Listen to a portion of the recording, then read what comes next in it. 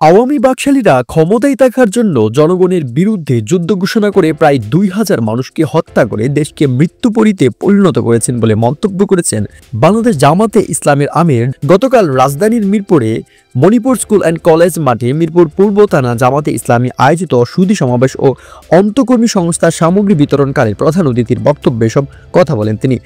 আওয়ামী লীগ কখনোই গণতন্ত্র ও গণতান্ত্রিক মূল্যবোধের প্রতি শ্রদ্ধাশীল ছিল না।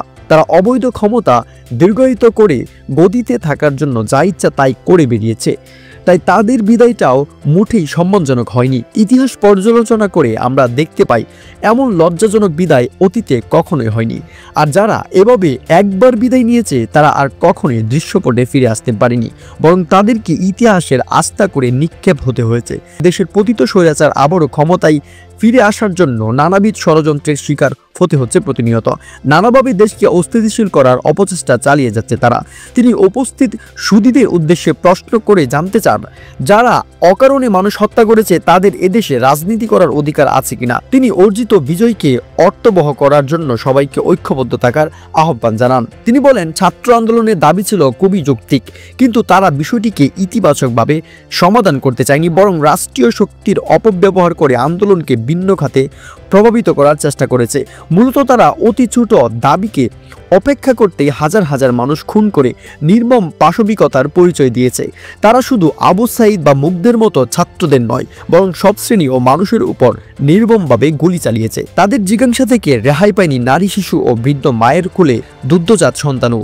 এরপরও তারা ফ্যাসিবাদী ক্ষমতায় দিবা স্বপ্নে বিভোর, কিন্তু জনগণ তাদেরকে সে সুযোগ কখনোই দিবে না, বরং যে কোনো মূল্যে দেশে ফ্যাসিবাদী অপতৎপরতা ঐক্যবদ্ধভাবে রুখে দিবে।